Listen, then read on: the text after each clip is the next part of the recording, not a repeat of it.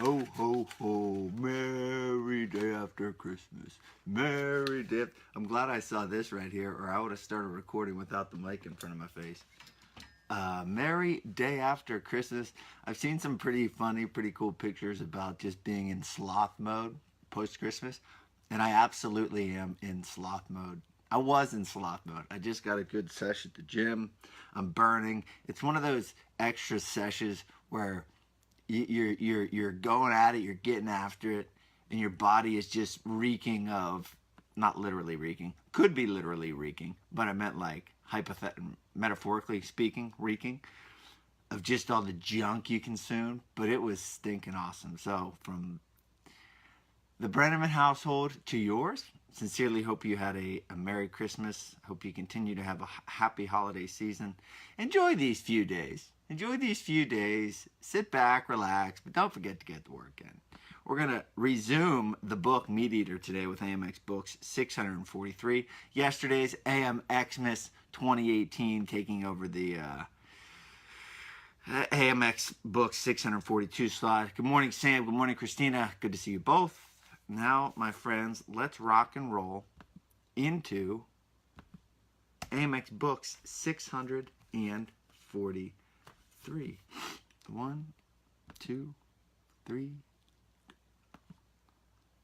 Good morning, my friends, and welcome to the Spaniard Show. This is AMXbooks 643, getting back to the book Meat Eater by Steve Rinella. Yesterday, we took a little bit of a hiatus from the traditional message, and we went for AMXbooks 642, AMXmas 218, to wish you and yours peace and joy and happiness from Spanny and the AMX family to yours. Now let's resume today with getting back into the book. You know, I got some pretty awesome books for Christmas. I'm a very easy person to get Christmas gifts for. My wife says, what do you want? And I was like, how about a book or 2 or 3 or 4? So I got some pretty cool books we'll be covering on the show. Let's dive back into Steve Rinella's Meat Eater. Now remember, this book is about hunting. This book is about an outdoorsman, a philosopher, a cook, a survivor. And he's a very philosophical person, and I find that really interesting. He's really well read, and he has to debate his stance on hunting on a pretty regular basis. And I enjoy it. So whether you enjoy hunting or not, you've got to appreciate someone taking a position and backing themselves up intellectually and factually, objectively, to defend that position. So there was some good bit of history in this book, and I want to touch on some of that history to just think, right? So I'm going to say cause effect or a result of these certain things, and there's probably 5 or 6 of them.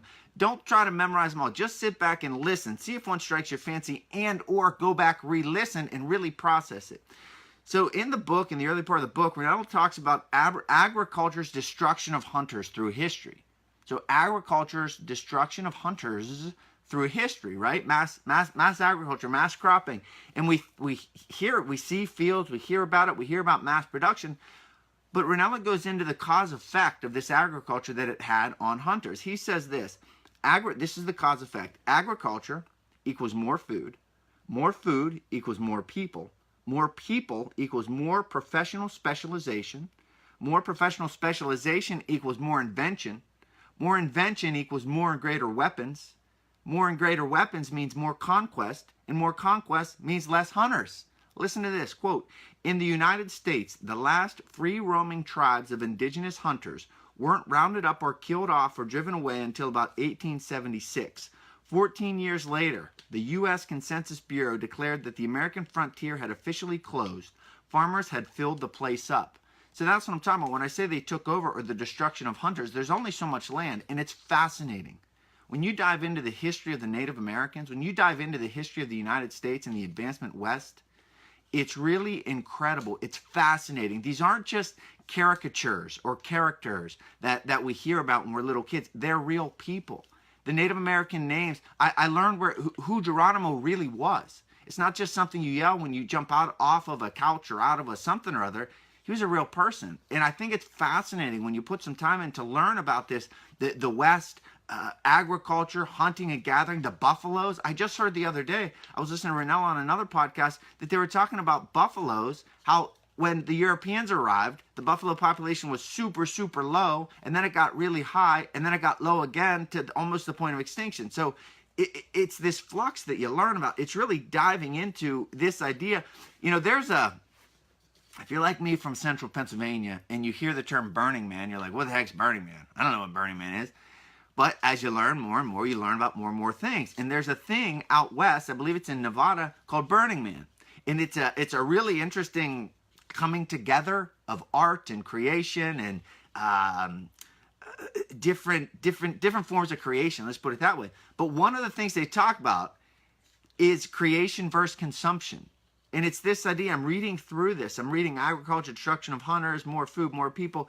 It is this idea of consumption versus creation. Are you just consuming or are you creating something? Are you adding? Are you giving back? It doesn't have to be, and it could be goodness. It could be positivity. It could be a good deed. The fact that you're creating something. What would you be creating? Goodness, positivity. Those are the things that you can start with. You don't have to create some great, fascinating piece of art or go out west and party at Burning Man. You can simply create goodness or positivity.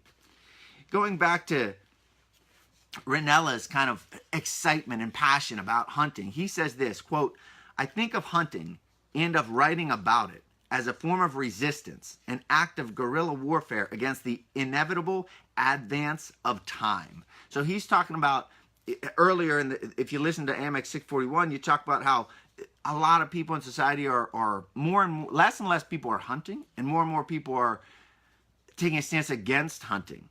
And he's saying this is his form of resistance. Now, like I said before, this book isn't about do you agree with hunting or do you disagree. It's about looking at a person who takes a stance and backs up that stance and is very passionate about it, has a purpose and a mission in life. That's what I'm encouraging here.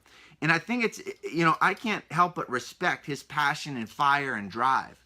And Dredd brought to me the example of Rachel Ray. We use her as kind of a guide pole to really think, what are we aspiring toward, right? We're aspiring toward taking a thing. Rachel Ray takes cooking. I'm taking books and learning.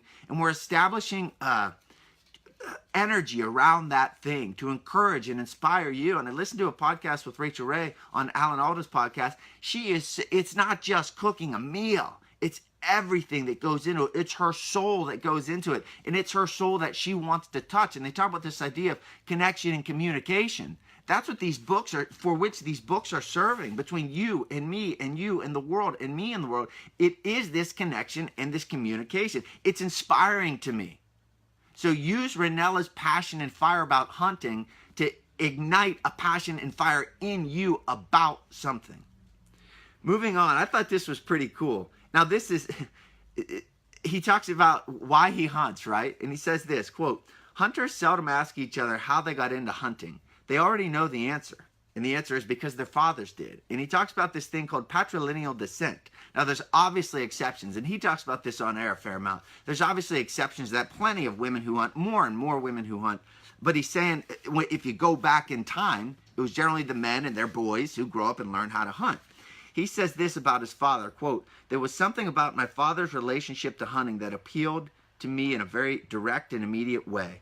I see now that it had to do with freedom, strength, and self-sufficiency. That there is a universal message. Freedom, strength, and self-sufficiency, utility and function. If I'm trying to raise my kids, right, it's to have utility and function.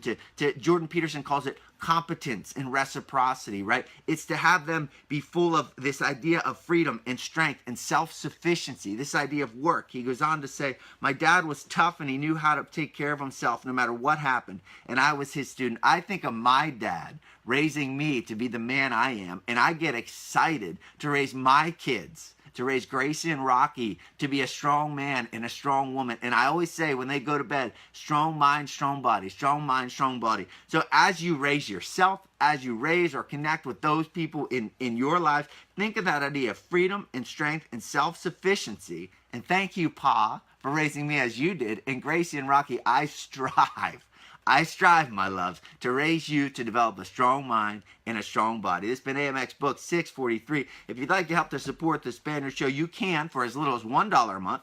Go to patreon.com/Charlie Spaniard. You can check out my book list at charliespaniard.com/reading list and or my speaking programs at charliespaniard.com/booking. Whew. There you have it, folks. Speaking of one Gracie and Rocky, they're going to be getting up here soon. So I will see you all tomorrow with AMX Books 644. See ya.